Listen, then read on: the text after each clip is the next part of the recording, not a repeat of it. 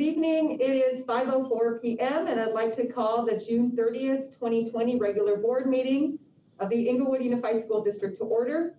This meeting will be conducted pursuant to the provisions of the Governor's Executive Order N2520, which suspends certain requirements of the Ralph M. Brown Act.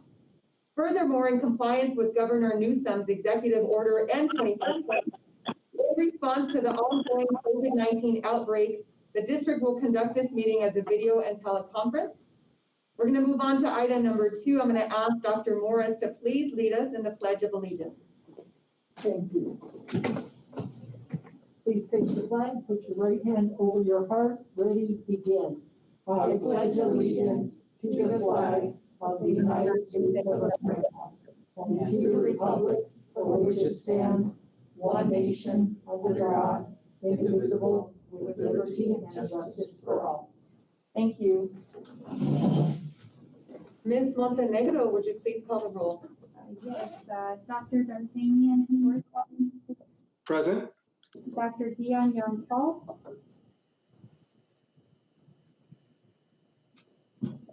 Ms. Falk, you're muted. Present. Dr. Carlos McGee.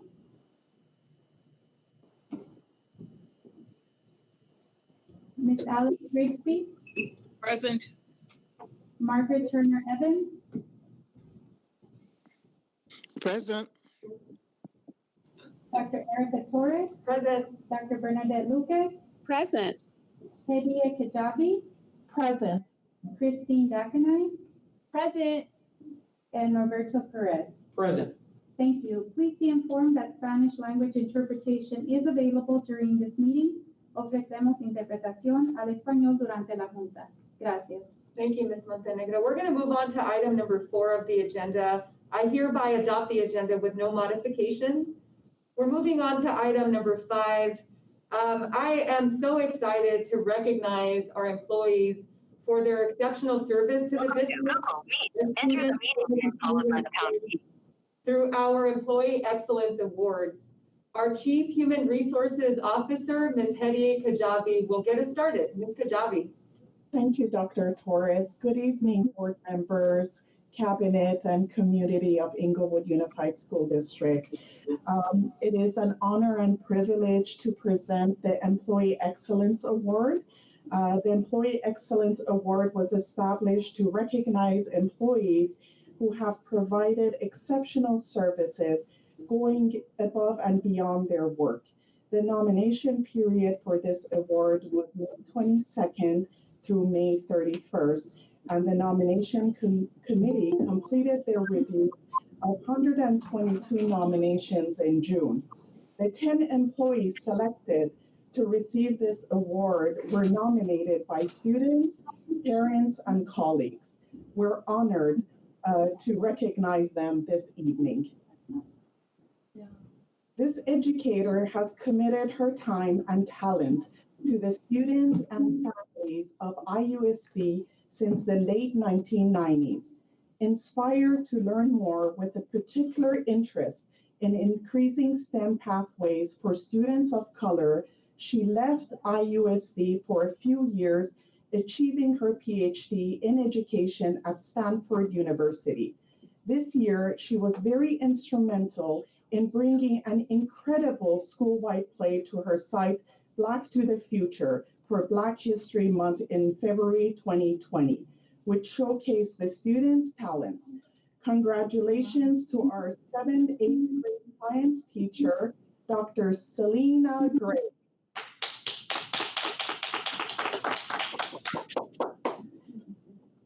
Dr. Selena Gray is a science teacher at Frank D. Parent TK8.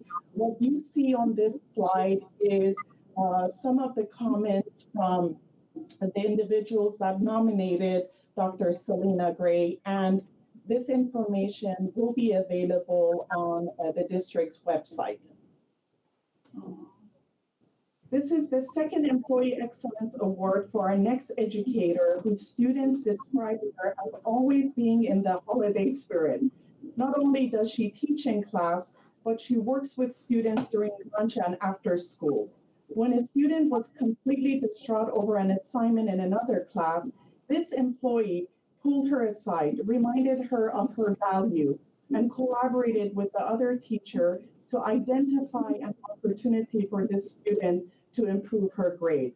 Congratulations to our science and MESA teacher, Shanika Russell. Ms. Russell is a science teacher at Woodruff Monroe TK8 Academy. And I have to read this from the student, from Evelyn Shrestha. She makes the unfunniest thing fun, like learning about chromosomes. A parent attributed her son's improvement in school learning and his manners to our next honoree. During school closures, this employee reached out to her students and sent links to academic sites to keep them busy and engaged in learning during their downtime. Congratulations to ACES Instructional Aide, Araceli Ramirez, for going above and beyond.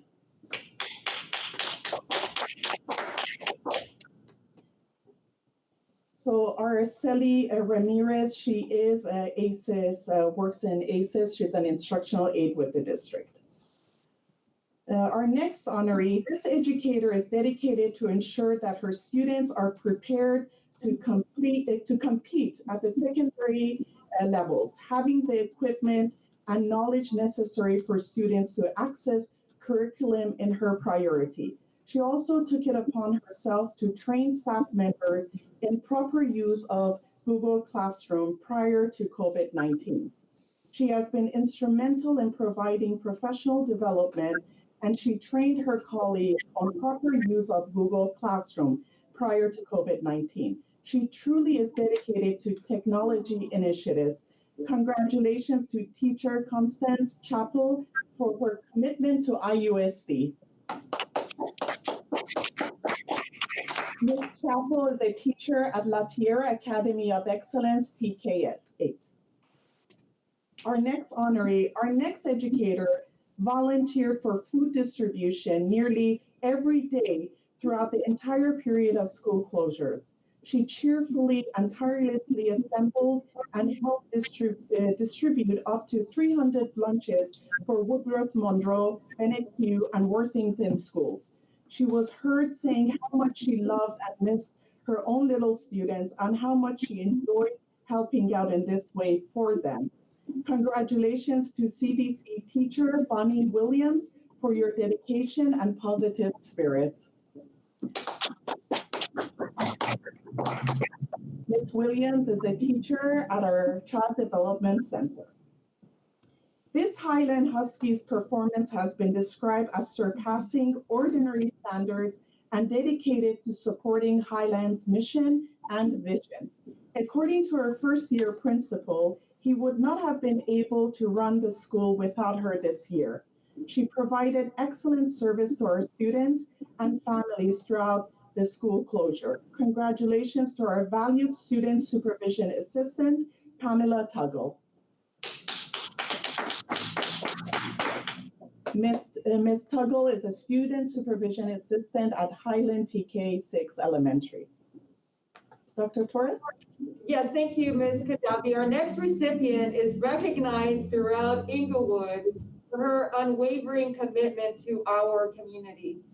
When she's in the house, she definitely gets the job done. She is highly regarded for her commitment to serving our students, parents, families, and entire community.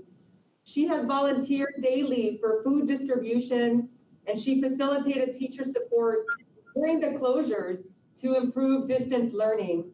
A number of parents told her that they had lost their jobs because of the pandemic, and she stepped up, as always, to provide support to all of our families. She and other teachers spent their own money to buy toilet paper, cans of soup, vegetables, tuna, paper towels, and other much needed resources for our families. She was so inspiring that her nominator raised $500 to support the work. And so congratulations to our amazing sixth grade science teacher and ITA president, Ms. Aba Ngisa.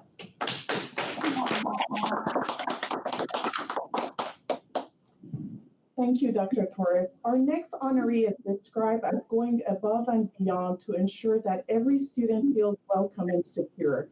Through her dedication, she ensured that every family who needed meals during school closures were treated well and felt loved and supported. Her methods for ensuring a safe, clean, and productive kitchen is top-notch. She treats families with respect and expects nothing less of the staff and volunteers who work with her to do the same. She works diligently to ensure that the needs of students and their families are met every day. She provides the level of excellence to the families of IUSD they all deserve. Congratulations and happy birthday to Senior Nutrition Service Worker Annie Harrison.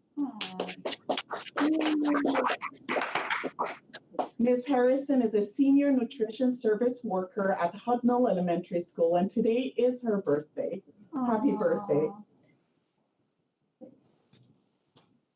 This educator has been described as a treasure within the district. She not only focuses on her students' educational needs, but also on building their confidence by validating their feelings and making them feel safe. She works with students outside of her caseload and is always willing to make herself available as a sounding board or mentor for teaching strategies.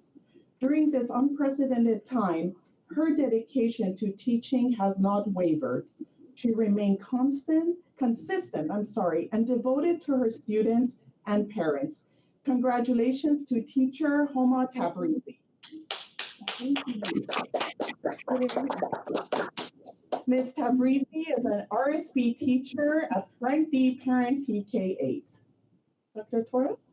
Thank you, Ms. Kajabi. Our final honoree demonstrates exceptional leadership throughout the year and has been even more amazing throughout our school closures. When many people in our district and community were extremely fearful because of the financial implications of the virus, she led her school as a food distribution site and always showed care and concern and compassion for our students, parents, and community members. She has served as a beacon of hope during these uncertain times, and I just want to take this opportunity to congratulate our amazing principal, Dr. Danielle Goolsbee, for her leadership and ongoing dedication to our community.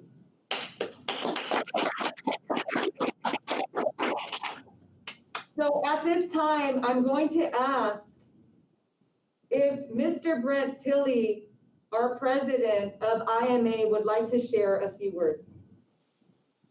Well, just generally speaking, thank you, Dr. Torres. I'm just honored to be able to work with such an amazing district.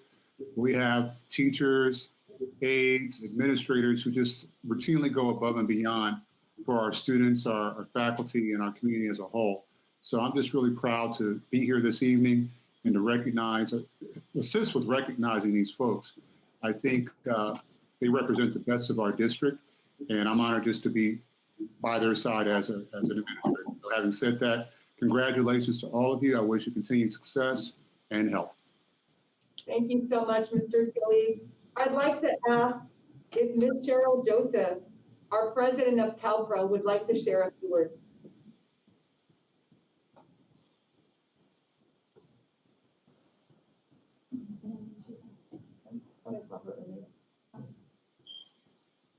Okay. She's muted. She's muted? Okay. So I'm gonna come back to Ms. Joseph. I'd like to ask Ms. Ava Nguisa, our amazing president of ITA, if she would like to share a few words. Good evening. Thank you very much. On behalf of ITA leadership, we want to say thank you to the board. Thank you, executive, cabinet, everyone. We really think that this award is an award that really every and anybody in this district should have received this year. Everybody stepped up and everybody really pulled together as a family with the crisis going on. And so while we are really proud of everyone who received it, we are proud of everybody. This is something that represents Inglewood and who we are. So thank you very much. To everybody who received an award and who did not, everybody is a winner. Thank you. Thank you, Ms. Anguissa. I appreciate your kind words. Ms. Joseph, would you like to share a few words? Yes, I would. Good evening, board, superintendent, all those that are online. I want to take the time out to extend a thank you and a welcome to all that received their awards tonight. And also for those that did not receive them, I'm going to say thank you anyway for the hard work you all have done. Custodial workers and all. And Dr. Torres, thank you for coming aboard with the Inglewood District and working with us. And God bless all. Thank you so much, Ms. Joseph. I'd like to open it up to board members if you have comments for honorees and employees. Dr. Scorza. Yes, thank you so much for that, Dr. Torres. And all of our team members, as Abba has said, all of them are doing a phenomenal job. And while we know it's so important to lift everyone up, I do want to call out the exceptional work of these folks that have been recognized. You know, I'll just tell you from personal experience, having known Dr. Goolsby now for a decade or so, back when we were building our first gardens in the community, right? She wanted to make sure her students had access to healthy eating and active living activities.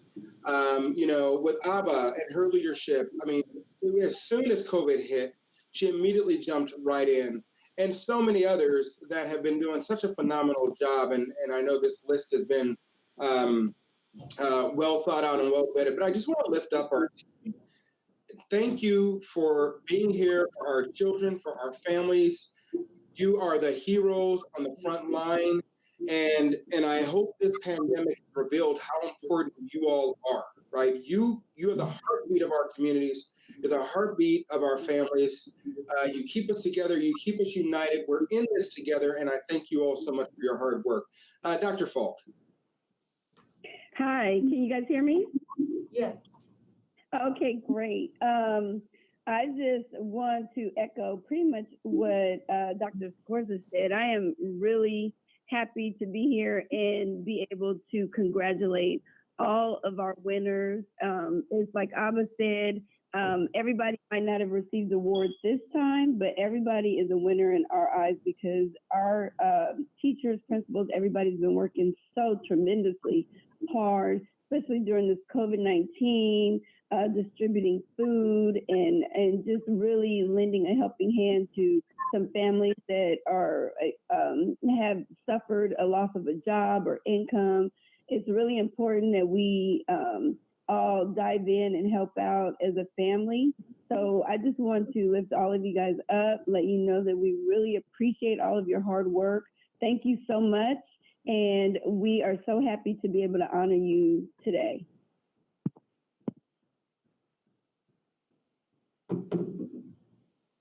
Thank you. Thank you so much, Dr. Falk, Dr. Scorza. Any other board members? Ms. Evans, Ms. Grigsby, Dr. McGee. Okay. Thank you again, and congratulations to our honorees. You are amazing and represent our district so well. So thank you again. So we're moving on to the next item of our agenda, item 5B. This is a recognition for certificated and classified retirees. And it is our honor and privilege to recognize them today. These are the retirees for the 2019-2020 school year. And we thank you for your commitment and dedication to our amazing district, our students, our families, and community. As all of you know, our employees are our so we are so proud to recognize them this evening. I'm going to ask Ms. Kajabi to please get us started. Yeah, thank you, Dr. Torres. Give me a second, my screen. Thank you. I want to first apologize for, in case if I mispronounce any names, I relate to you, I want to say.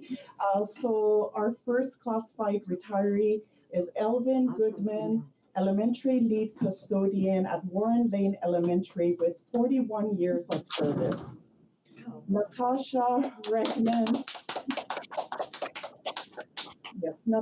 Redmond Patterson, Human Resources Technician in the Human Resources Department with 41 years of service. Jovita Salazar, Instructional Aide 2 at Oak Street Elementary with 32 years of service. Mei Cheng, Teacher Assistant at Woodruff Monroe with 30 years of service. Rocio Pizarro, Office Manager 4 at Human Resources Department with 26 years of service. Felicia Riney Keys, Program 82, Child Development Center with 25 years of service. Gurley Borges, Budget Technician, Special Education Department with 23 years of service. Rodrigo Roth, High School Lead Custodian at Inglewood High School with 21 years of service. Yvonne Williams, Elementary Lead Custodian at Hubnall Elementary with 21 years of service. Charles Cormier, Custodian Supervisor, Maintenance Department with 20 years of service. Daniel Matthews, Junior High Lead Custodian at Woodruff Monroe with 17 years of experience. Martha Elena Sanchez, Teacher Assistant, Morningside High School with 13 years of service. William Carter, Chief of Police, Security Department with 13 years of service. Stephen Johnson, Computer Technician, Information Technology with 7 years of service. And Nora Roque, Executive Director of Human Resources Department with 5 years of service. Our certificated retirees, Curtis Sanders, teacher at Inglewood High School with 37 years of service. Mildred Daramola, teacher at La Tierra Academy of Excellence with 36 years of service. Mary Rue Reingold, teacher at Benecue Elementary School with 35 years of service.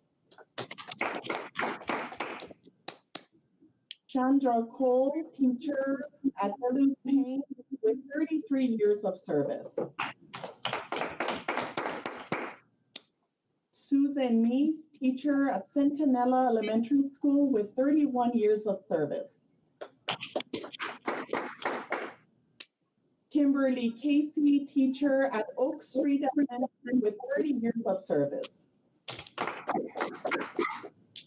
Victor Oboduaga, teacher at Benecue Elementary School with 25 years of service. Rosaline Henderson Emmel, teacher at Oak Street Elementary with 22 years of service. Deborah Woods, teacher at Kelso Elementary School with 20 years of service.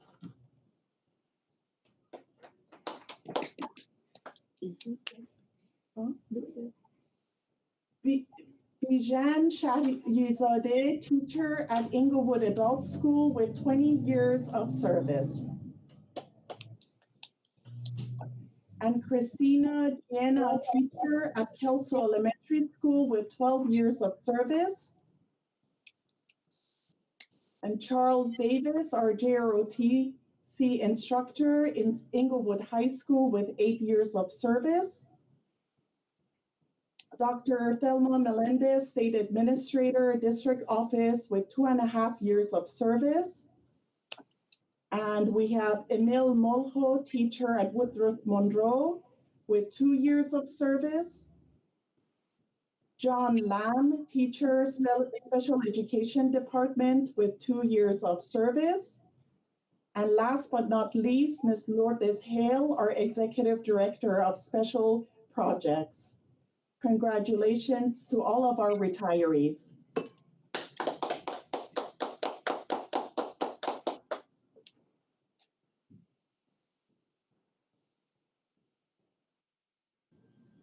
Thank you so much, Ms. Kajabi and Ms. Egan, for honoring our classified and certificated retirees. I just wanted to take this opportunity to thank each one of you for your dedication to our district, to our students and families, to our community. You are amazing, and we wish you the very best in your retirement. Congratulations again. And I'm going to ask if Mr. Tilley would like to share a few words. Sure, thank you, Dr. Torres. And just watching some of these names, you really can't help but to go back down memory lane. I had the opportunity to work with a number of these people. And just on behalf of IMA, I just want to remind everyone it's a blessing to make it to this point in your careers. And we're just really excited for what lays next for all the folks both certificated and classified in their lives. And to be honest, we're a little disappointed because we know so much institutional knowledge and expertise is walking out of the door, but at the same time, we are more excited about the next chapter in your life. So having shared all that, congratulations on the job well done, and I wish you continued help. Thank you. Thank you so much, Mr. Tilley. I'm going to ask Ms. Cheryl Joseph, our CalPro president, if she has any comments to share. You guys are getting me tonight. Good evening again. I want to take the time to congratulate and an honor and a privilege to speak on the behalf of the classified employers. Those that are retiring, I want to be like you. I'm ready to go. No, I'm not ready to go. But anyways, congratulations on your next journey. Thank you, Dr. Torres. Thank you, Ms. Joseph. And I'd like to ask Ms. Ngisa, our ITA president, if she would like to also share a few words. Thank you, Dr. Torres. Once again, on behalf of ITA leadership, congratulations to everyone who is retiring. It's sad that it's during this time, but thank you very much. We will see you next year, and we will have an event for you so we could all celebrate. But congratulations. Thank you for your service to Inglewood Unified School District, and congratulations. Thank you. Thank you so much, Ms. Ngisa. And I'd like to ask our board if you would like to also share a few words. Dr. Sforza. Yeah, thank you so much, Dr. Torres. You know, I cannot say enough how proud I am of all of these amazing retirees that have invested in our children. I mean, 41 years of service is a lifetime of love for our young folks. So, and everything in between, you know, to dedicate your life and your career in the service of others, in the service of our children, is, again, what heroes do. So thank you all so much. Dr. Falk, Ms. Evans, and Ms. Grigsby. Yes, I actually want to say the same thing. I'm looking at two of them that's been with the district for 41 years, and that is amazing to me.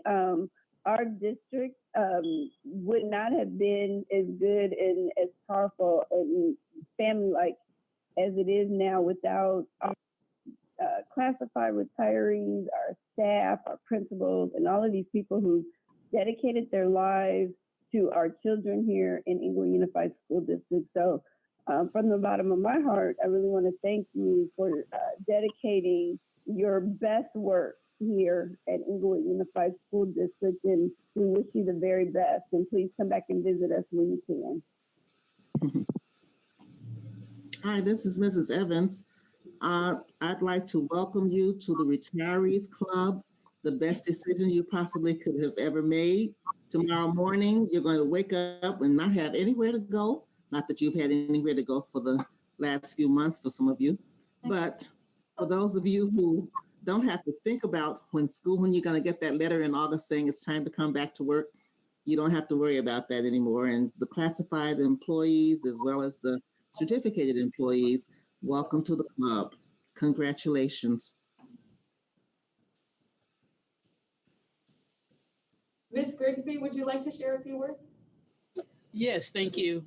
Just to say thank you to the certificated and classified employees for their many years of service. And as Mrs. Evans mentioned, it is a nice feeling to get up in the morning and not say I have to go to work. But I promise you that within a year, you'll want to come back and do some volunteer work. And we can welcome you here at Inglewood Unified School District to volunteer and to help our children because the need is always there. Thank you. Thank you so much. Thank you, board members, and thank you to our entire team for honoring our retirees this evening, and congratulations again. We wish you the very best.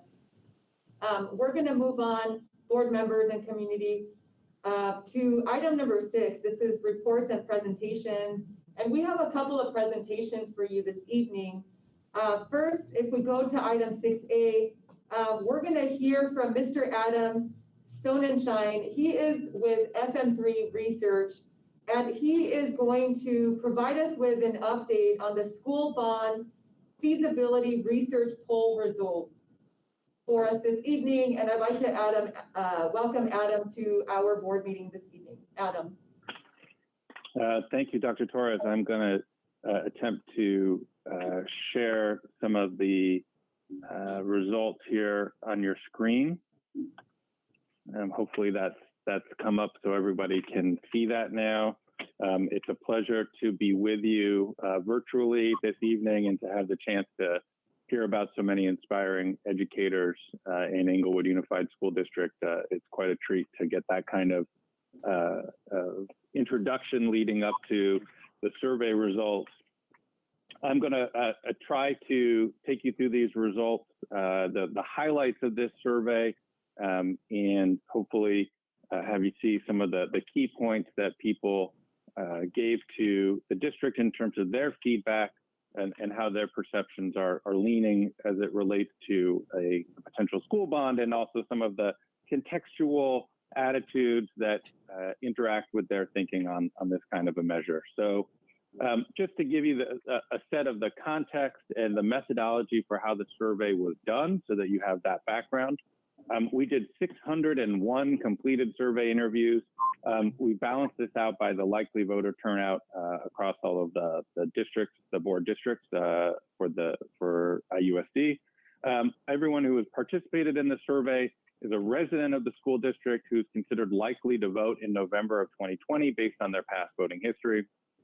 We did the survey not long ago in the middle of June from the 13th to the 18th.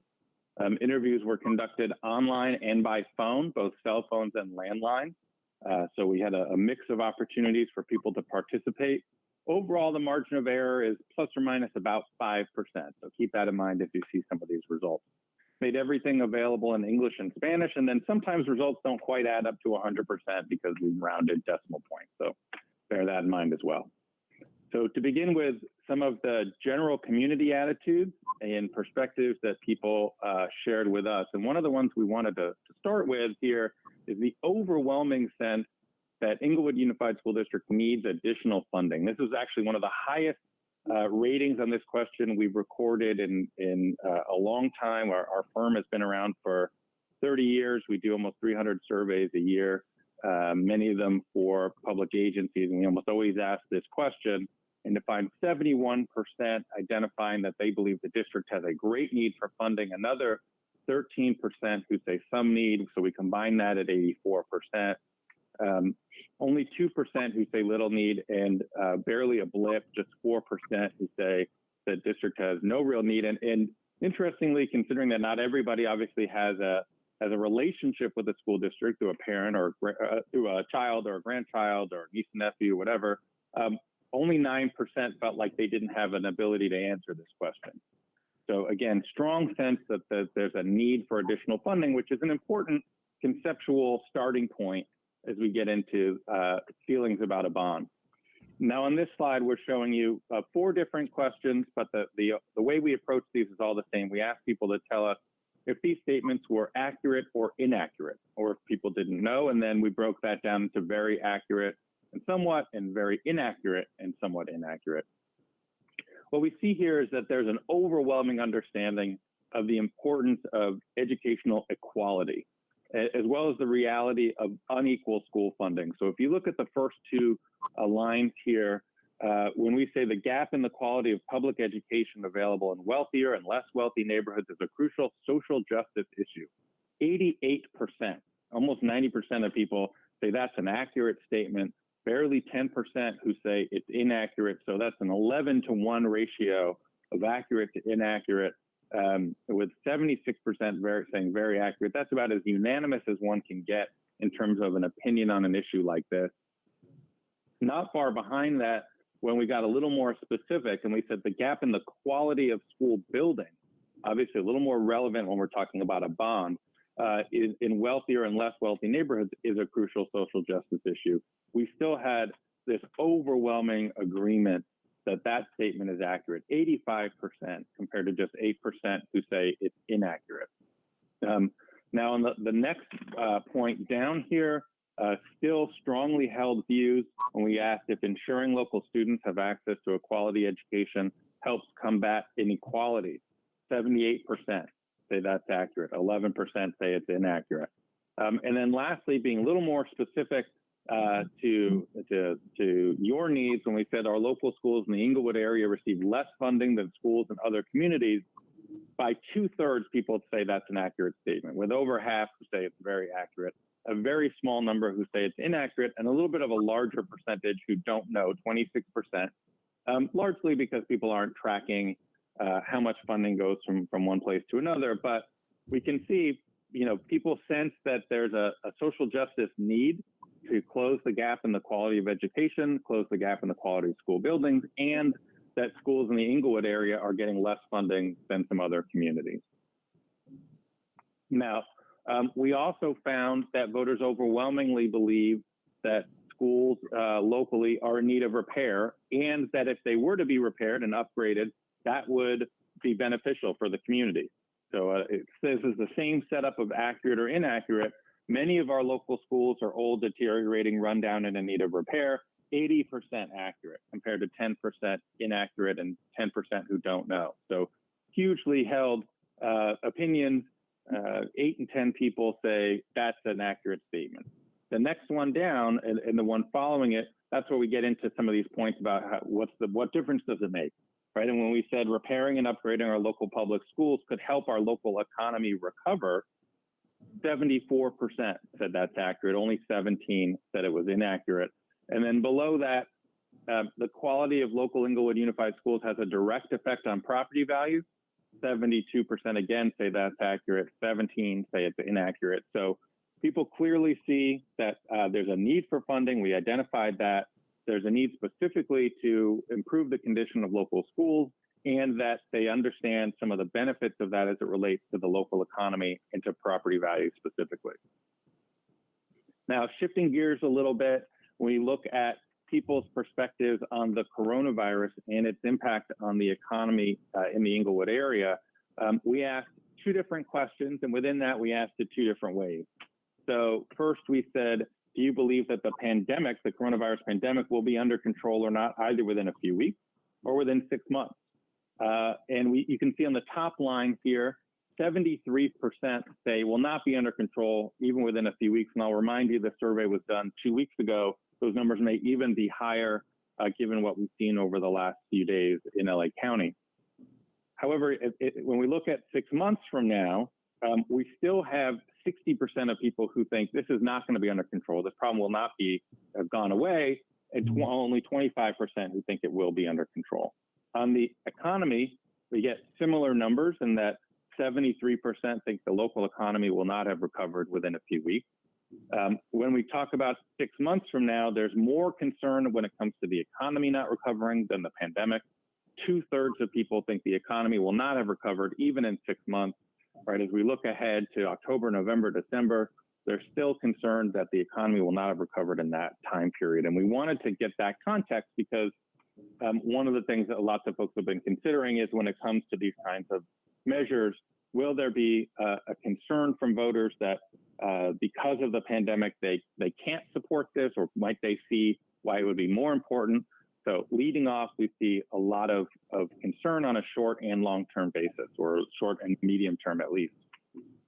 Now, shifting over to the opinions on the local school bond measure specifically, we find that the best way to evaluate the viability of this kind of a measure is to draft the kind of 75-word ballot title and question that voters would interact with when they go and vote. You know, there's lots of other information that gets provided in the voter guide and elsewhere. Essentially, what you come down to is you look at the ballot question, and a lot of people are going to make a choice that way. So what we did here is working with the staff and team and others, as well as basing on some of our experience in other communities, put together this 75-word hypothetical ballot question. Not to say this is the only version of what could work in your community or anything else, or that this has to be adopted if you go forward.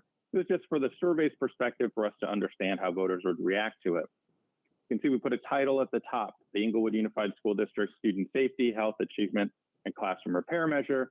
And then there's some examples of how the funding could be used. Obviously, there's lots of ways that funding from this kind of bond will be used, but we have to cite a few examples. We only get 75 words. So talk about instructional technology and vocational education, as well as some of the basic repairs things.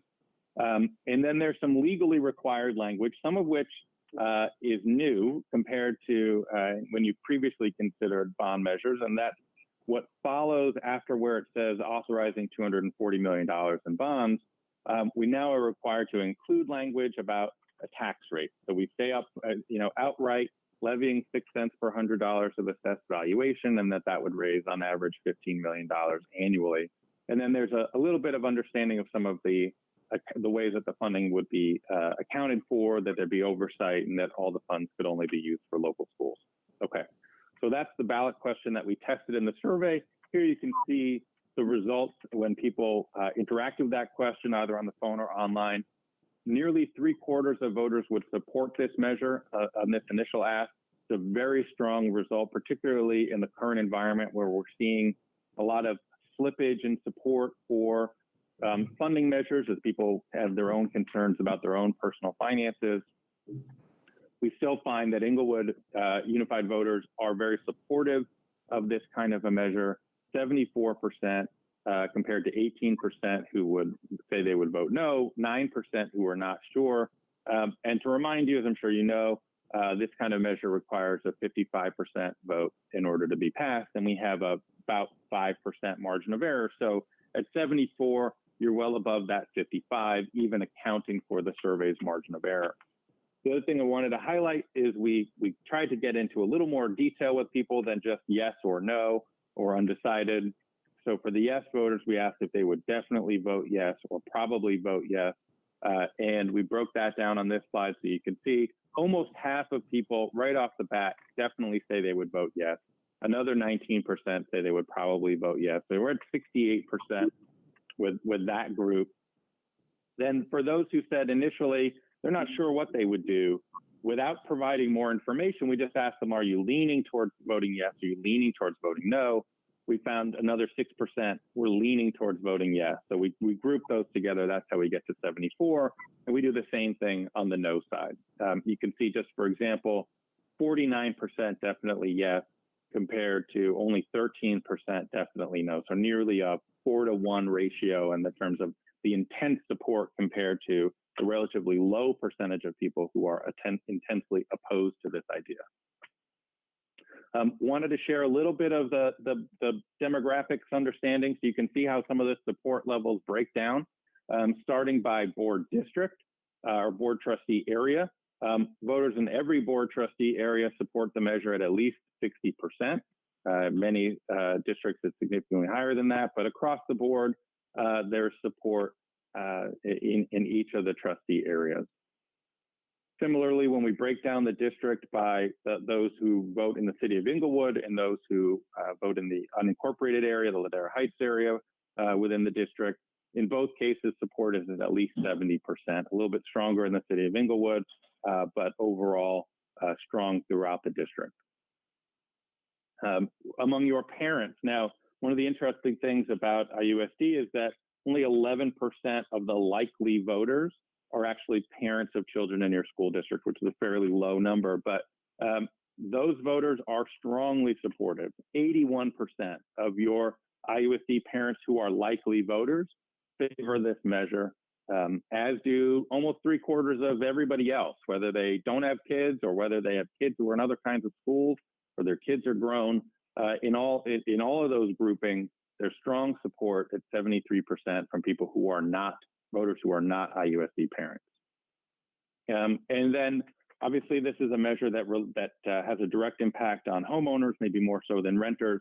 We find both homeowners and renters strongly supportive, homeowners at 66% yes, renters at 83% yes, with only 10% who said they would vote no and 7 who are undecided. Now, in terms of, I showed you in the ballot question that there could be some examples that would be cited. We also wanted to understand what are the other priorities. There's, as I mentioned, lots of things that a district could use these kinds of bond funds for in ways that they could benefit the community. So we isolated each of them.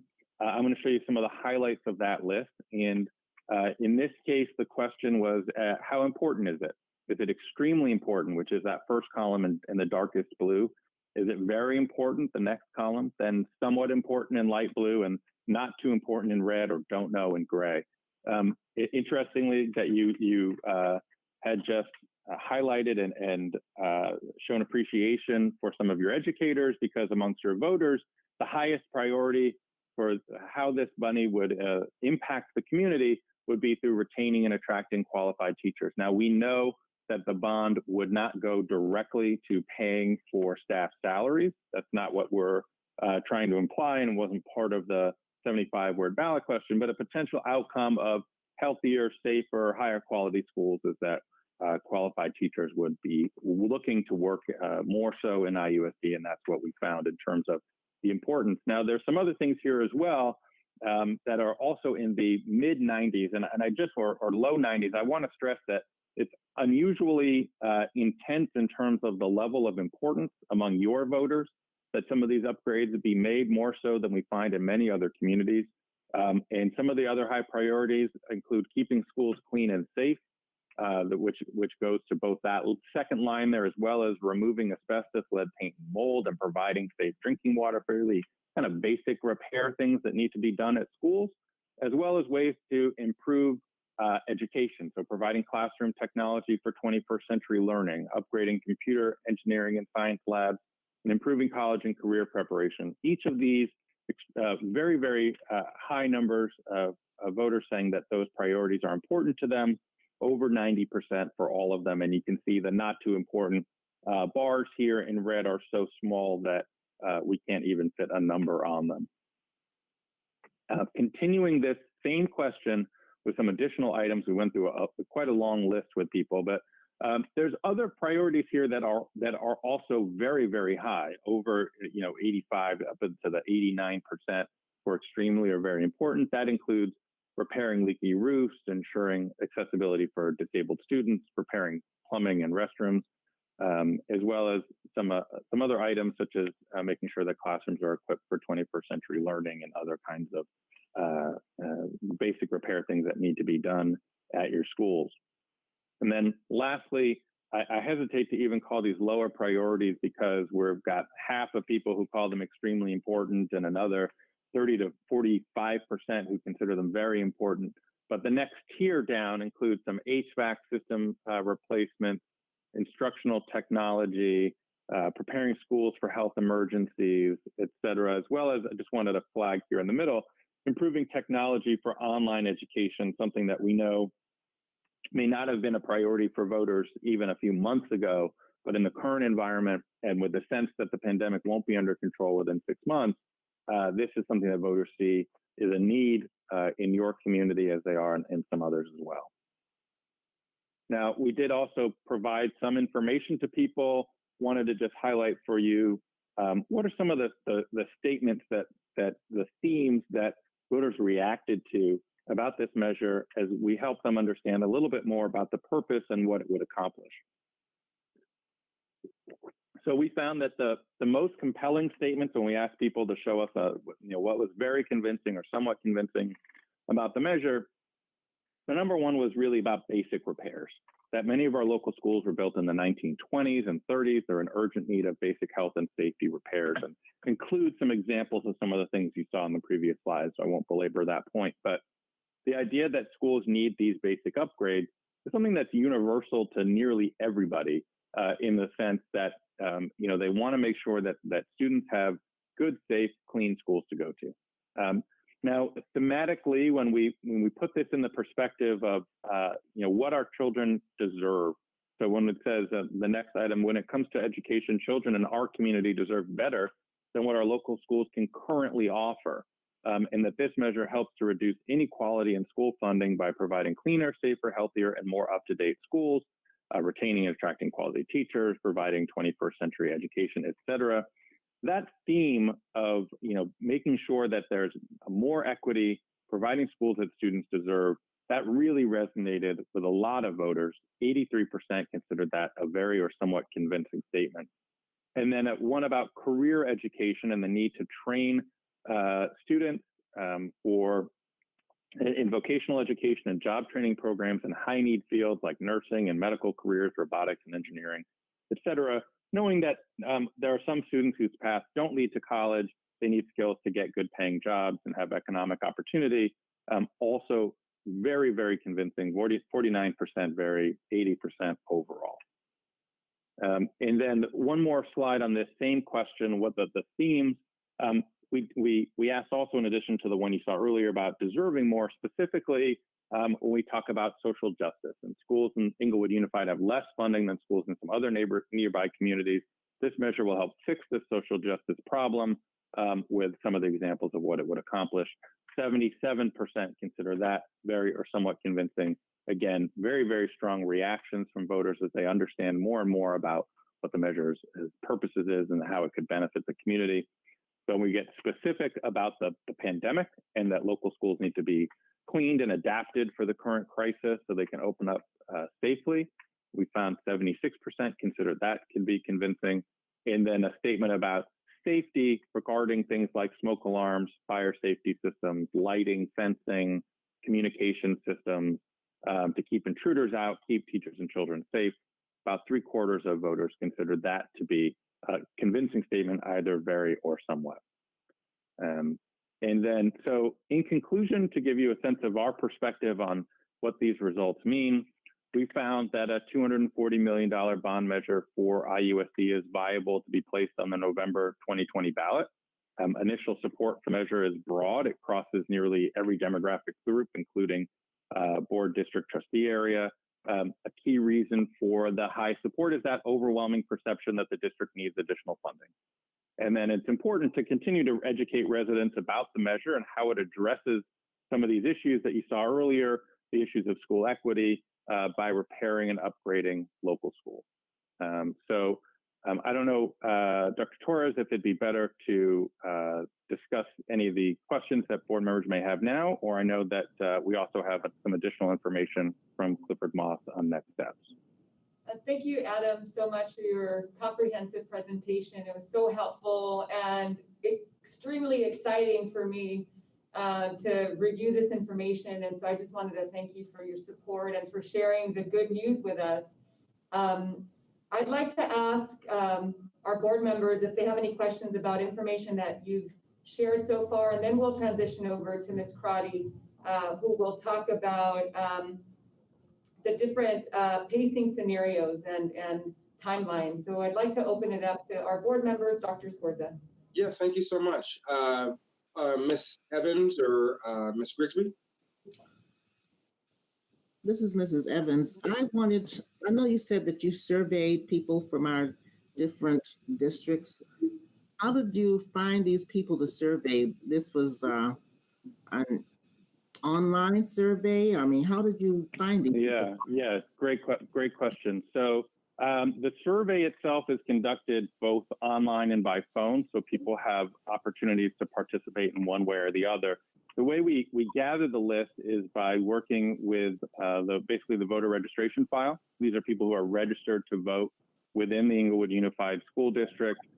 We work with a vendor that takes the information that's on the voter file in terms of contact information, and matches it to some other databases that exist out there that, you know, that have maybe more current information. Because as we know, people like myself registered to vote several years ago at their current residences with a landline cell phone that they don't use anymore, right? So we need to find a way to contact them by cell phone, for example, or by email. So this vendor that we work with is able to help us update that list. Then from there, we take a random sample of the voter file, the tens of thousands of people who are registered to vote in your district. We do that, grouping them by demographic and geographic categories to represent the voters. So, for example, if approximately 60% of the likely voters in the Inglewood Unified School District are African American, we're looking to have approximately 60% of the respondents be African American, so that we're reflecting the demographics. Same with party, political party, or age, or as we mentioned earlier, board trustee area, so that we're as representative as possible.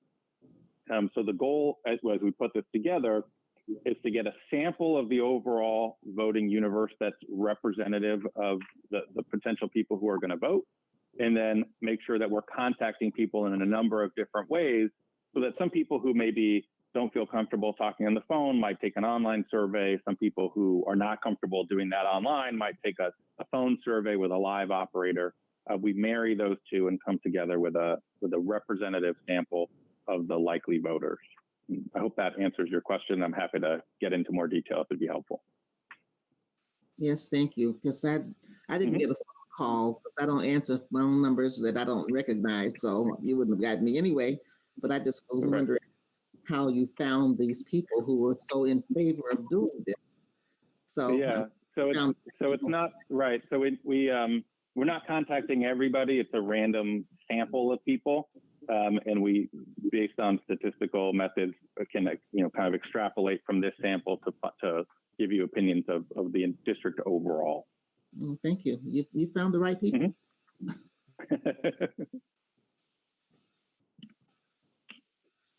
Ms. Grisby, did you have any comments? No comments, thank you. Okay. Adam, I just want to say thank you so much for this thorough report. I am, like Dr. Torres, really excited about this survey and what this means for our district. This will bring in hopefully $240 million of needed money. So I was really excited to see over 70% felt like we were in need, the district's in need, and that they would be supportive of this survey. So I'm hopeful that that doesn't change between now and November. I know that we're surging again in the state, and the financial state of residents is, changes from household to household, as some people might have lost their job or have taken a loss in income. So we're just going to continue to be hopeful, but this is really good, and I'm excited about it, and hopefully we can keep this momentum going into the election.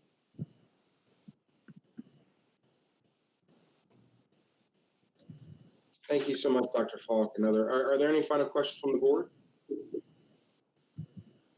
Okay, I have none. Thank you, Dr. Torres. Thank you all for sharing your research. Thank you, board members, and thank you again, Adam, for this presentation. I am so excited, and I appreciate the fact that we asked very specific questions about social justice. This is something that we have been really focusing on. In order to turn our district around, I believe that we have to address the inequities that exist. It is a social justice issue, and we want to make sure that we provide our students and staff with the best facilities possible. So thank you again, Adam. I am extremely hopeful. Thank you and your team. I am really excited to welcome Laura Crotty. She's also going to provide us with an update in terms of timeline and next steps. So Ms. Crotty.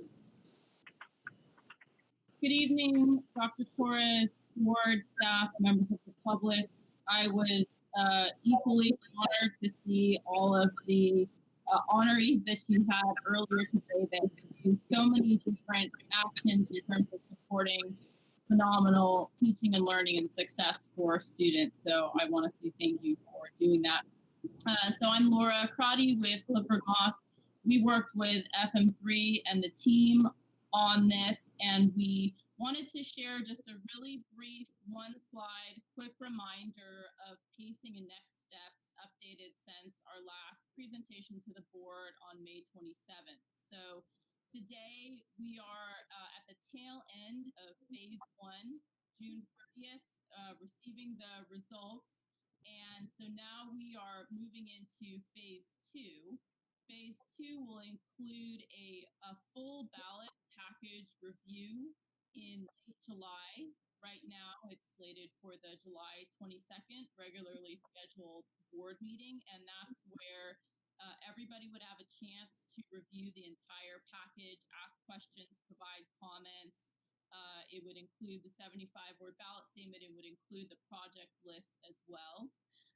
And then after that late July meeting, a final review of the package with a recommendation would be in early August ahead of the state filing deadline, which LA County also acknowledges, which is August 7th at 5 p.m. So with that, we really just wanted to make sure to contextualize how this fits into the bigger picture of what you had requested for feasibility and planning and pacing for this. Thank you so much. We're going to open it up to questions. Dr. Scorza? I have none. Thank you so much. This is great. Thank you. Dr. Falk? I have none either, but thank you so much, Laura. Appreciate it. Thank you. Ms. Evans?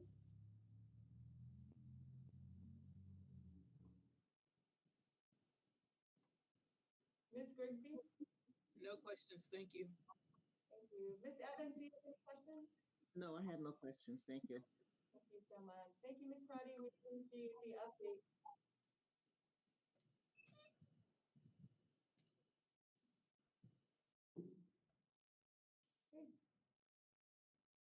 Okay, so next, team, we're going to move to item 6B of our agenda. This is the 2020-2021 proposed budget. And so Ms. Dakanai will provide us with an update on our budget. Ms. Dakanai. Yes, good evening, Dr. Torres, Board of Education, Cabinet, and Community. Tonight I'll be covering items 6B and 6C in regard to the budget. If I can please ask the, IT to present the budget slides, please.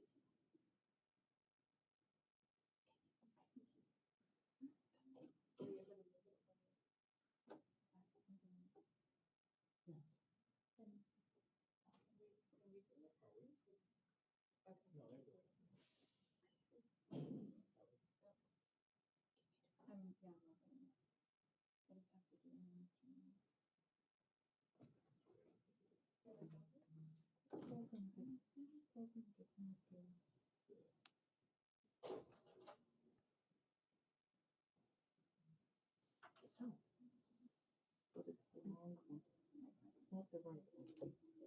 She pulled it. All right, thank you very much for presenting.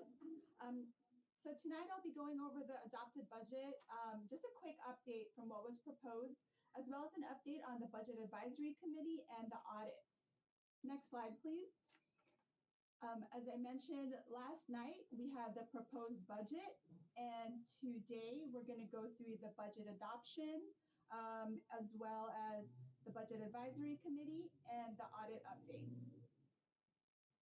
So last night we presented the proposed budget.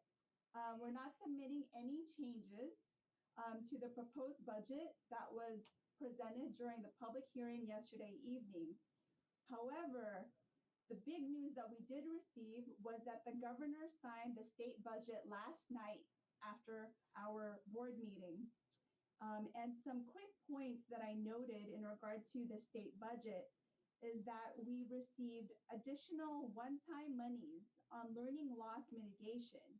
And what that means is that we received 2.9 billion in LCFF and supplemental and concentration funding, 1.5 billion specifically for special ed, and approximately 980 million in LCFF. And so the May revise was completely, or not completely, but almost completely negated by what the budget was signed last night, the approved state budget. Some other points to make is that instructional days will stay the same. However, the instructional minutes were reduced.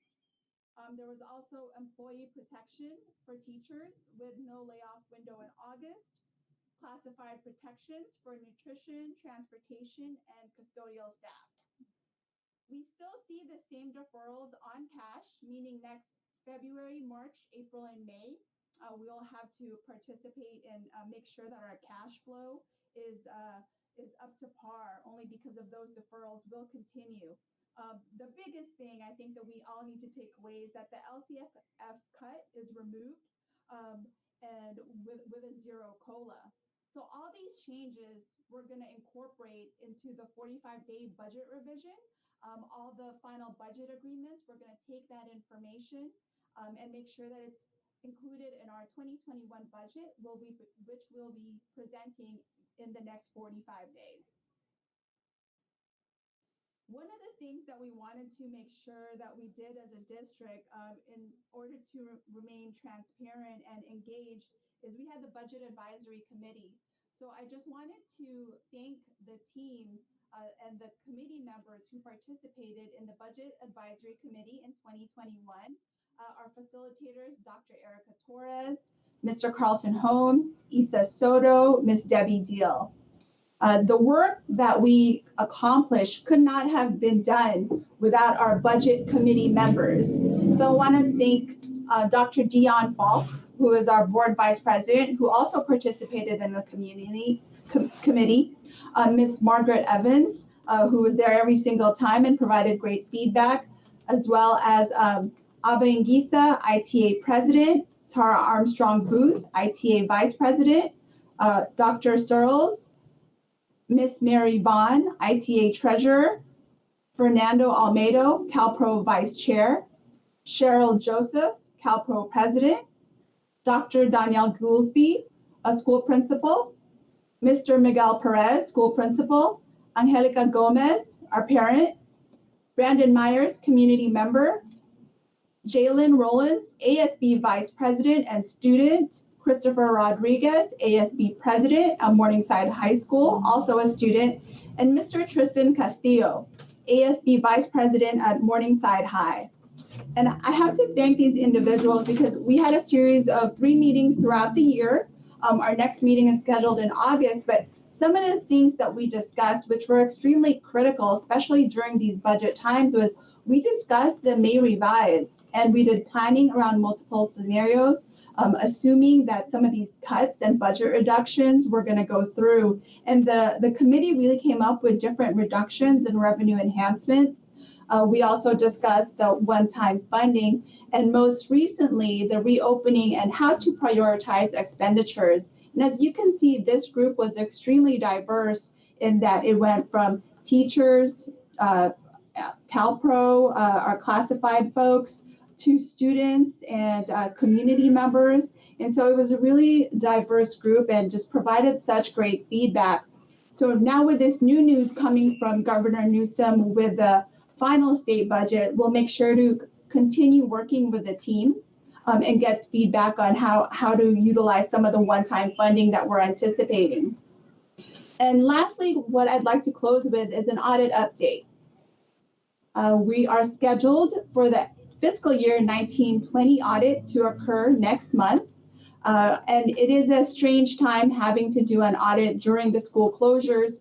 We are ensuring the health and safety of employees and of our auditors. And the main reason why we want to stay timely with the audit is because there is a financial impact in that if we were to delay or if we were late on our audit, we wouldn't be able to make the appropriate adjustments that we need to within the same fiscal year. So there's a financial impact by delaying it. And so it's extremely important that not only we remain safe, but remain diligent and keep our promises to maintain our compliance. As you can see, in 16-17, we had 41 findings.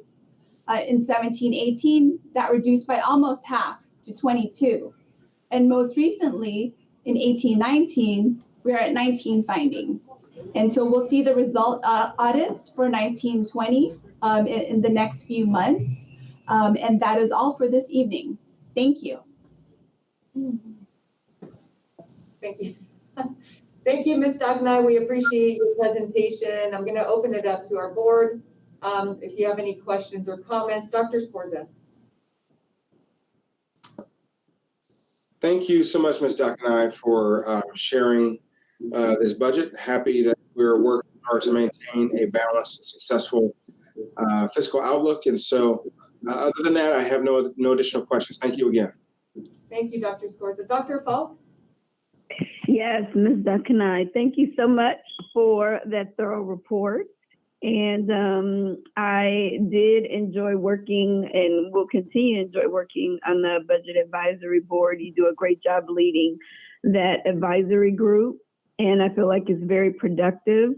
We get a lot done, and so I'm happy that our work there in that and that Budget Advisory Group is transferring into the work that you're doing with the district as far as finalizing your report. So great job. I'm glad to see that we are continuing to be good and budget our money as well as we can. And so I just want to say thank you and good job. Thank you, Dr. Falk. Ms. Evans? Hi, this is Mrs. Evans. Ms. Stack and I thank you very much for that report. I'm looking forward to the revised budget in the next 45 days to see how we're going to spend all this money we're getting. Thank you so much. Thank you, Mrs. Evans. Ms. Grigsby? No comments, thank you. Thank you so much. Again, Ms. Duck and I thank you for your presentation. We appreciate the updates. So board members and community, we're going to move on to item number 7. This is public comments on agendized and non-agendized items. Members of the public who submitted a request for public comment form to be addressed by the county administrator and board will be read aloud during this meeting. The form is available 72 hours before the scheduled board meeting and is closed 2 hours before the start of the meeting. Requests were also accepted by mail to the county administrator at 401 South Inglewood Avenue, Inglewood, California, 90301. The guidelines for public comment will be in accordance with Board Bylaw 9323. Ms. Montenegro, do we have any public comments on agenda items? We do, Dr. Torres. We have one on agenda items, and that's from Mr. Christopher Graver. Thank you. You're welcome. And Mr. Christopher Graver is speaking on item 11B15. The union is very concerned about the number of consultants being used by the district and the cost. In this case, a former FICMAT employee who's been late with their reports. This one is $85,000 for only 6 months. With the high salaries being paid, why are outsiders now being paid this amount? And that concludes our public comments for agenda items. Moving on to non-agenda items, I have Ms. Marian Cofield. With the recent conversations about the district and the communication with surrounding communities, is there a plan in place to better inform the community when necessary of information regarding the district? If so, what is the plan and how is this going to be implemented? And our last public comment is from Ethel Alexander. On the June 26th Zoom call, many members of the community pledged to volunteer in various capacities to assist in helping at Warren Lane School.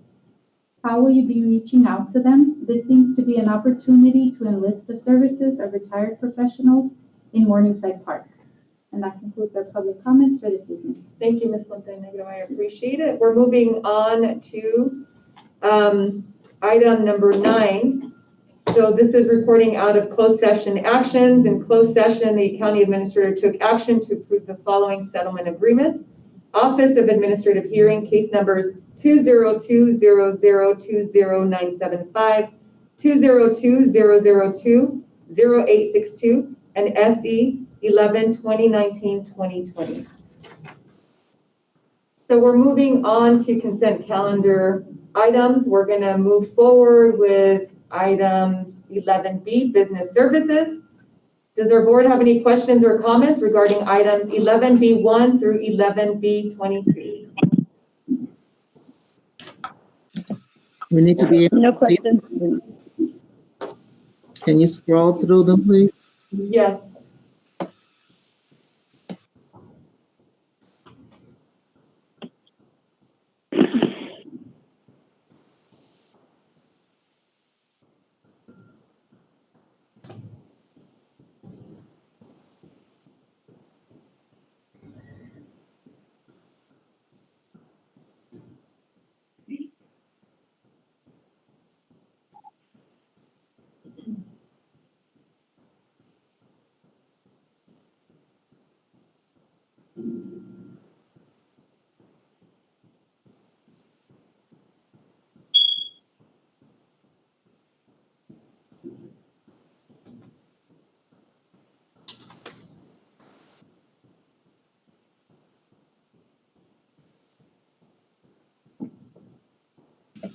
Slow down, slow down.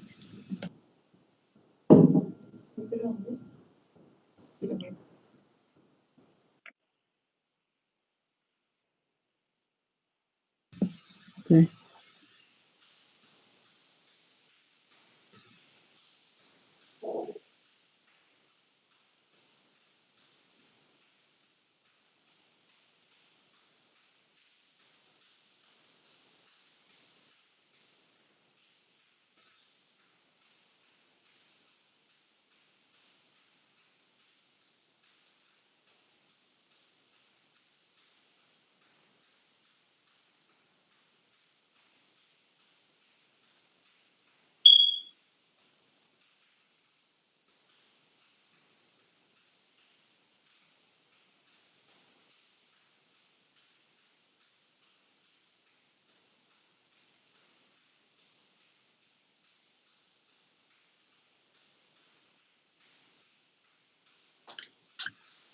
Okay.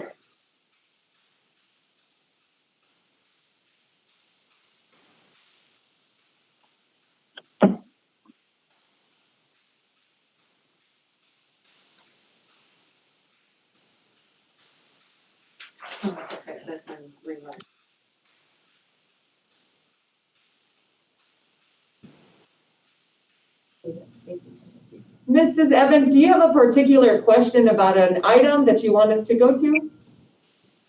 My questions were just questions in my head. It wasn't for a particular item. I thought I heard her say one time that we're not looking at ADA because I don't know how we would count ADA with the pandemic. So her budget is just based on the number of students that we had enrolled or the projections that we're having for next year. Is that what the budget is based on? Yeah, Ms. Okenai, do you want to ask the question about the ADA hold harmless for school districts? Yes, yes, I will, Dr. Torres. So, Ms. Evans, the way that the budget is. Hold on, it's hard to hear you. Hold on just 1 second, please.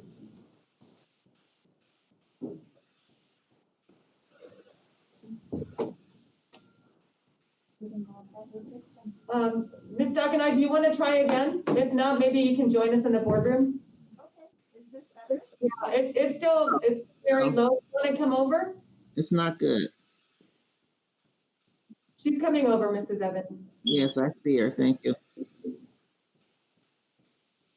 I can see all of you.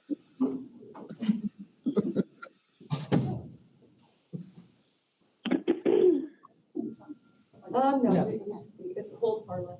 Hi, Ms. Evans, is this better? Hi, Christine. Yes, much better. Okay, good. So the way that the governor's budget was adopted is that school districts have a hold harmless on the P2, meaning that the way it's written is it's going to be attendance as of at the end of February. And so that's the way that they're protecting school districts, only because there wasn't a methodology or a way to track attendance for the school districts during COVID. Right. So we're protected in that sense. Okay. Okay.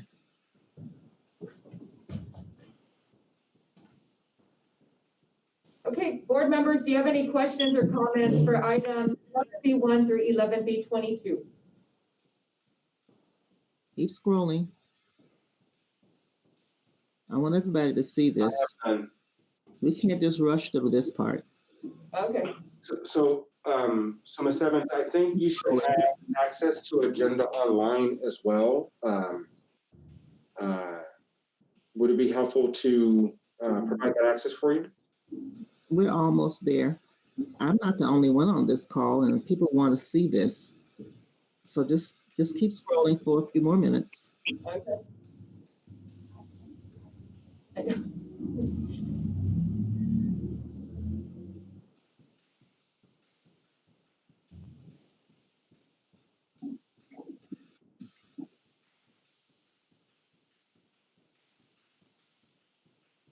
We're almost there.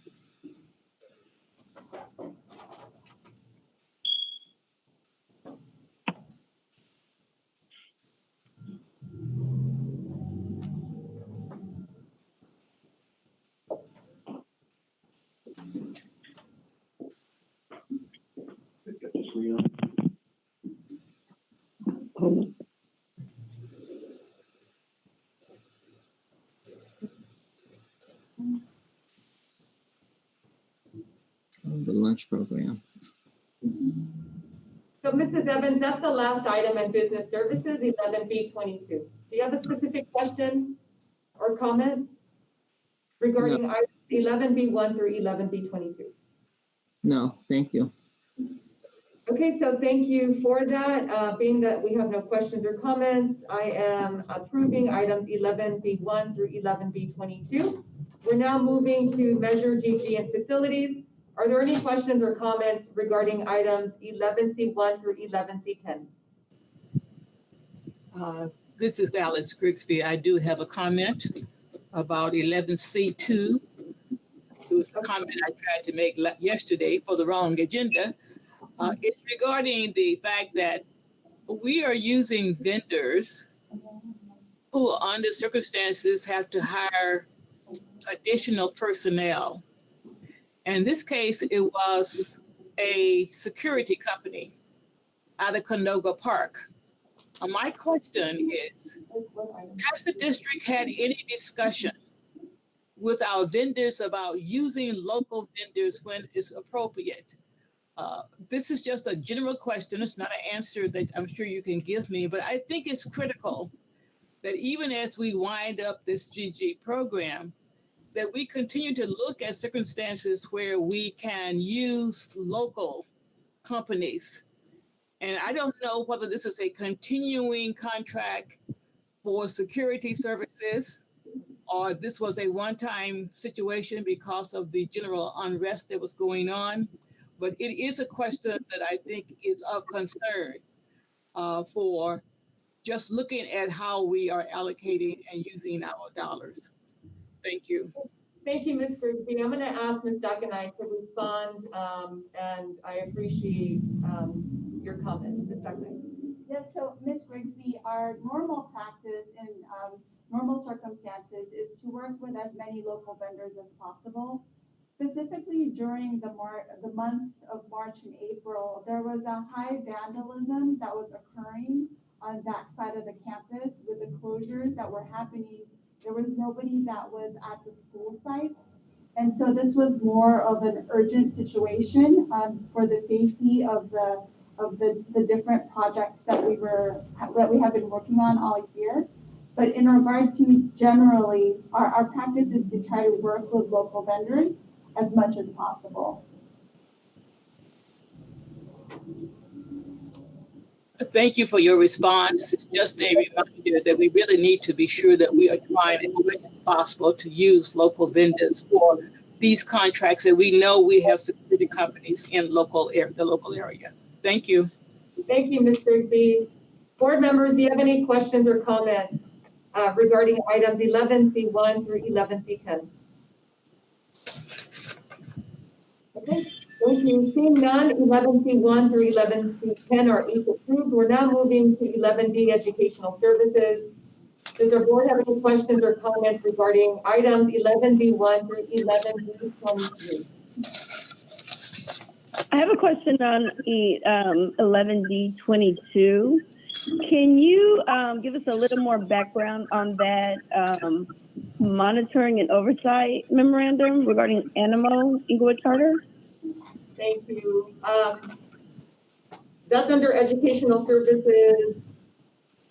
So this, I'm going to ask Dr. Lucas if she has any information, but I wanted to just let our board know that we're working closely with our attorneys to make sure that we do have a standard memorandum of understanding signed by each one of the charter schools that our district authorizes. And so as a standard practice, we want to ensure that we maintain a very collaborative relationship with the charter schools that we authorize, and having the signed agreement will memorialize the partnership that we will have with the charter schools within our district boundaries. Okay. So, Dr. Falk, I echo what Dr. Torres just shared. Paying special attention to an agreement is useful for clarifying expectations, operations, and responsibilities, so we're all on the same page. Okay, great. So I love this. Is this a new process that we're implementing with our charter schools, or is this? It is. As you know, board members, we did approve our revised charter school board policy. And we're really proud of that. As you know, we take our oversight responsibility very seriously. And entering into this agreement will further that partnership and really clarify roles, responsibilities, and expectations for all. That is absolutely wonderful. Thank you so much for making that this is done. This is actually something I feel should have been done years ago. So thank you for doing it now. Thank you, Dr. Falk. I appreciate that. Any other questions, board members, for items 11D1 through 11D23, educational services? I have one. This is Alice Grigsby. I have one other question. It relates to D1, and this was the written report to the community related to Executive Order N56-20. My question is, how was this made available to the community? So, Ms. Grigsby, this will be posted on the district website for all community members to access and review. So that's how we're going to make it public to the community. And that's a requirement. Thank you. You're very welcome. Just in generalities, the fact is that so much of our community never looks at our website. And whether there are other ways that we can make sure that community members have some sense of what's happening in the district without going to the expense of doing a new publication or anything of that nature. But I think it's something that we will want to continue to look at. Yeah. It may be having a column in a local newspaper or something that sort of gives the community a sense of things that they may want to visit on our website. Thank you. Ms. Grigsby, I think that is great feedback. Oh, I'm sorry, Dr. Torres. Oh. Thank you, Dr. Lucas. I'm sorry. Ms. Grigsby, I just wanted to say thank you for your recommendation and feedback. We are planning to send this report out through our Friday communication to our community. So I just wanted you to know that that will be out this Friday. Okay. So thank you. And it'll be posted on our website, as Dr. Lucas mentioned. I'm sorry, Lucas, were you going to add anything? Just that I appreciate Ms. Grigsby's feedback. I think that's great feedback for community members who may not have readily have access to some of our communications. Thank you, Ms. Grigsby.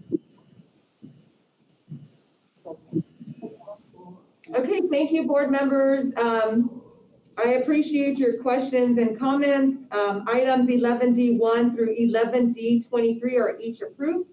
We're now moving to item 11E, County Administrator Does our board have any questions or comments regarding any of the items in 11E1 to 11E4?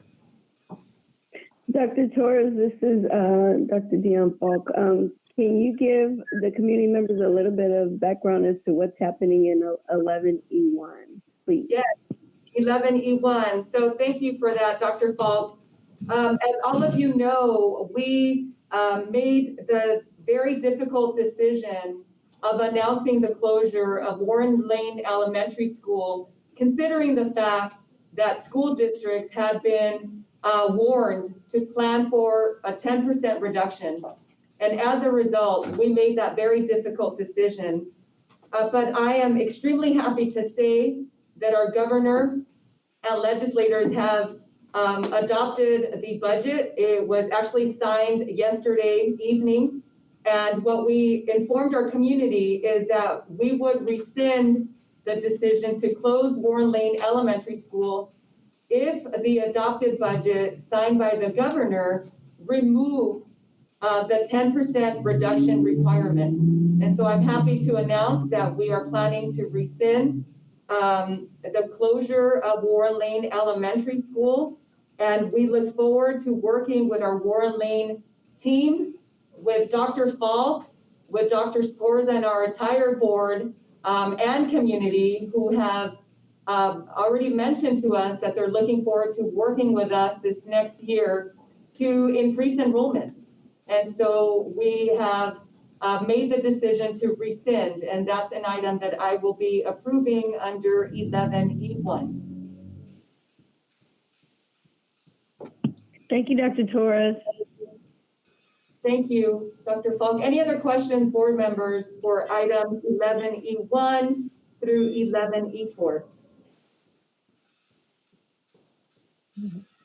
Okay, seeing none, items 11E1 through 11E4 are each approved. We are now moving to 11F, Student Support Services and Operations. Does the board have any questions or comments regarding 11F1 through 11F10? I have none, thank you. Thank you. Okay, seeing none, items 11F1 through 11F10 are each approved. So we're now moving on to item number 12 of the agenda, approval of minutes. Does our board have any questions or comments regarding the minutes of the May 27th, June 3rd, and June 12th, 2020 board meetings? No? Okay, thank you, board members. The minutes of the May 27th, June 3rd, and June 12th board meetings are each approved. We're now moving on to item 13, board member remarks. Dr. Scorza. Thank you so much. Ms. Grigsby? Just a single comment. It's been very interesting being one of the members on the reopening task force for operations. And one of the topics that came up, and I was asked as the board representative to use whatever venue I had to mention this. So I'm mentioning it. I promised I would. The question was whether or not the district is maximizing the capability of the ARES system. There seems to be a lot of capabilities that maybe the district may not be using for various reasons. And so I'm sure the technology committee is looking at all various ways they can maximize our technology. So this was one of the questions that came up at the task force meeting, and I mentioned it in passing so that it can be on record as one of the concerns. Thank you. Thank you, Ms. Grigsby.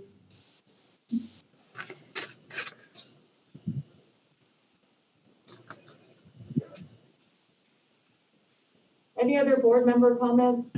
Ms. Evans, you want to go? Yes, I would like to go on. Just one question I was asked about summer school, and I looked at our website and I couldn't find anything on our website about summer school. Is there a reason that we haven't put anything up about summer school? And I don't know if summer school is going or when it's going to end, or what's the expected date. for school to start? And, have they put the calendars up so parents can even know what the plan is, even if we don't open? So, Lucas, I'll ask you to chime in. I just wanted to let our board and community know that I send out a weekly communication every Friday. And I have sent information to parents on a weekly basis about summer school and about the plans for summer school. And I'm happy to say that we had over 1,500 parents enroll their children in summer school. So the information has been shared. Dr. Lucas can provide additional information with regards to summer school, but I just want you to know that I think we do an excellent job of communicating. And so this is information that has been shared for quite some time now. Dr. Lucas, would you like to weigh in? Sure. Thank you, Dr. Torres, Ms. Evans, and all our board members and community members. The information about summer school was posted for weeks and communicated in multiple ways, not only out of Dr. Torres's office, but out of the principal's offices. The information was posted, the dates, how to sign up, the hours of summer school. It was only taken down not too long ago because registration was over. There's a deadline to sign up for summer school, and we actually extended it twice in order to meet the needs of more families. The one thing we are doing that, to your point, Ms. Evans, we are posting the contact information for the summer school principals, but information was posted for quite some time and in multiple ways. It's posted and it's going out to our families, but if I'm not a person with a child in school, I don't get that information and I have to go to the website to look for it. Yes, only our enrolled students are eligible to enroll in summer school. So even our students who enrolled for the fall were informed about summer school and had the opportunity to enroll. Students not enrolled in our school district are not able to enroll in summer school. Okay, thank you. You're very welcome. That's it. So I'll go ahead and go next. I just want to thank everybody for all their hard work. Ms. Dekane, thank you so much for putting together a very good budget report. I know that you have been working very hard because we have been on the roller coaster ride with this budget, including it affecting our school, Warren Lane.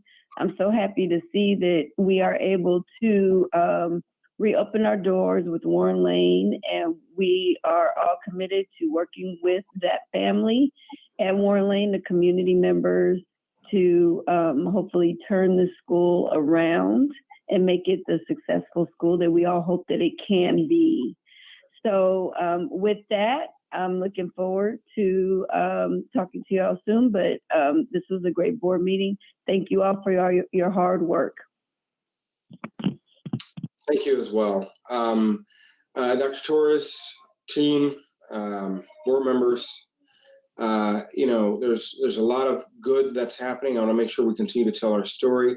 Grateful that we have an opportunity to do that today, and we'll continue to do that. I wish you all the best. Enjoy your holiday weekend. Please get some rest. Take some time to breathe and recoup.